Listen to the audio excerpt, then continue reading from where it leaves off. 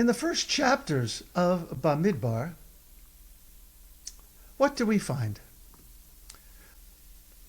It marks the start of the book of Numbers, focusing on preparations for the journey to Israel. We have census. We have a census of fighting age men totaling 603,550. We witness the strategic layout of the camp around the central sanctuary, the Mishkan, and we learn about the specific duties assigned to the Levites. This morning, I'm going to be focusing on the structure of the camp, which puts the holy center, the tabernacle, and the Torah at the heart of the community. The parsha starts out with the following. Vayedaber Adonai el Moshe v'el Aharon lemor. And Yud-Heh-Vaveh spoke to Moshe and Aharon, saying, Ish al diglo ba'otot leveit avotam yachanu b'nei Yisrael mineged saviv liohel moed yachanu. The Israelites shall camp. It's a camping trip. Each household with its unique signage under the banners of their ancestral house. Far off about the tent of meeting shall they pitch. In other words, it's going to look something like this. In the middle, you have the tabernacle. That is the heart of the community. Surrounding the tabernacle is the tribe of the Levites, according to what jobs they're going to be playing in schlepping the Torah around the desert, setting it up, breaking it down, setting it up, and breaking it down. They are God's holy stagehands is what they are. These are the 12 tribes.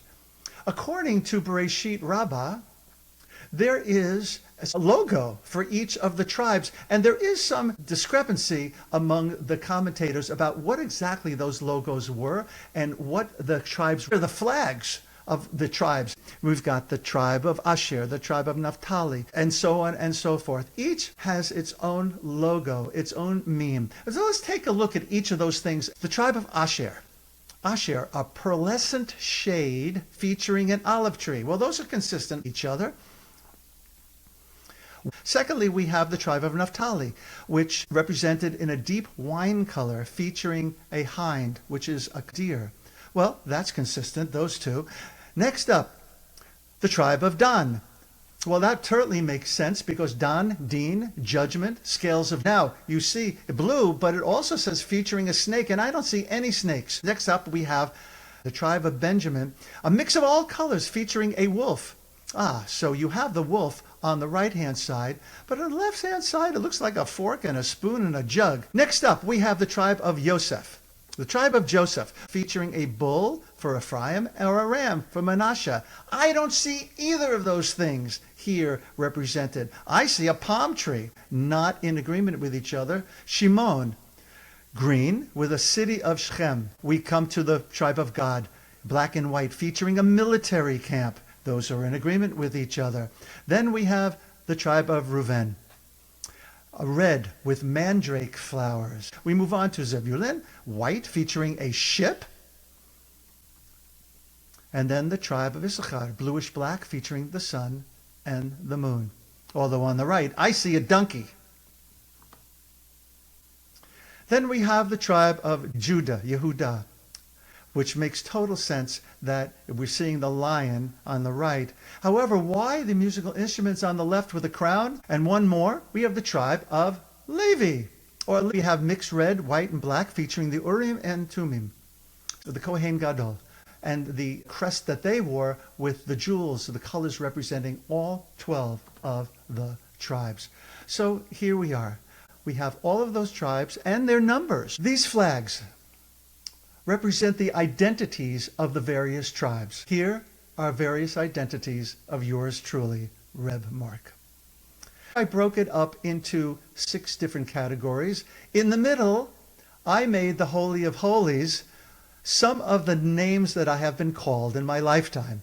Mark, Reb Mark, Mark Ober, which Renee calls me, Marco Schmacko, which my sister Ellen calls me, Moshe Pipik, which there's a whole story. There is a story to each of these things in all of these categories. So look at the upper left, my family. I'm going to share a little bit about my family. My father's name was Adolf, and my mother's name was Elsie. Now you see next to their names is another name, Adolf Abraham, Elsie Lena.